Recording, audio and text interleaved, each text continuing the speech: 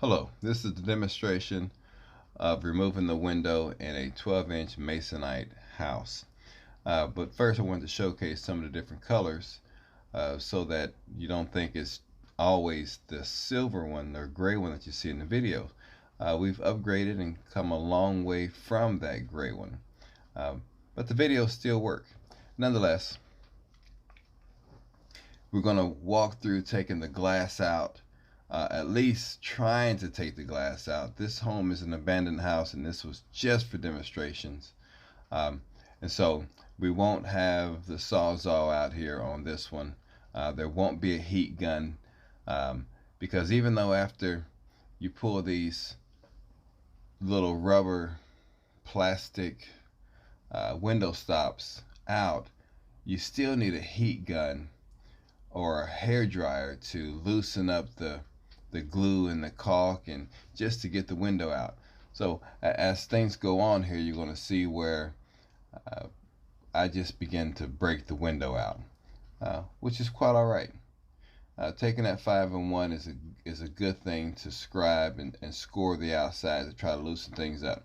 But I want you to take a look at how the masonite siding tucks in behind the window here because there's no 1x4 trim board. And this is why the tool does what it does, because you can't run a Sawzall in between the frame and the siding or in the frame and the brick now because of the tucking in.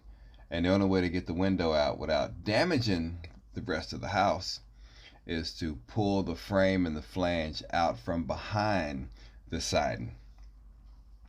Now here we're taking the hammer and putting it under one corner so that we can start racking that window as it raises up and down. And once we rack it pretty good, it will come loose. And we're not trying to save the old window, so it's not that big a deal.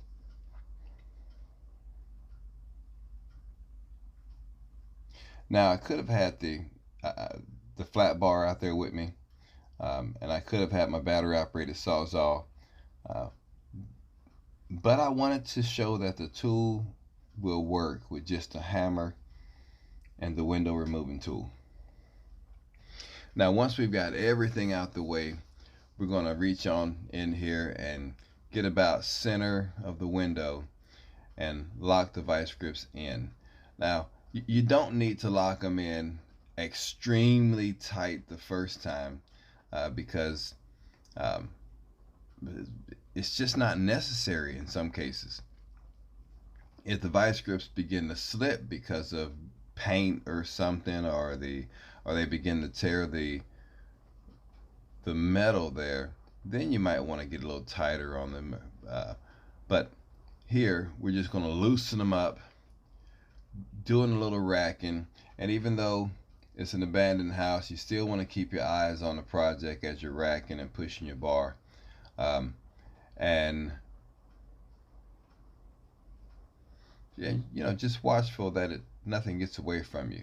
If this were a newer house, of course that inside plate would be against the sheetrock, and I've done windows against the sheetrock, and it doesn't hurt it. I would just say that when you start prying in the middle, do a little prying to get the frame loose a little bit, and then move the tool up about 6 inches or down 6 inches and do some more prying. And that way you don't have the little divot marks that the padding could possibly make. But here too, the padding that we use now is a softer padding, and we use a better glue to where it doesn't come off in cold weather or hot weather now.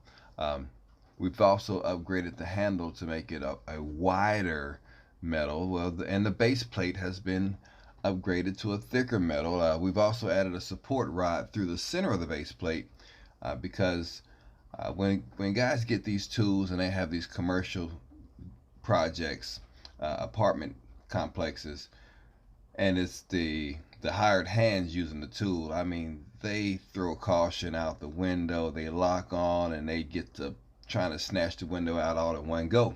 Well, we've upgraded everything to where the tool will not fail. And this is just another look at model number 3, but we're far above this model now. But thank you for watching. I hope this helped. You can contact me directly. I'm John Pollard. Thank you and goodbye.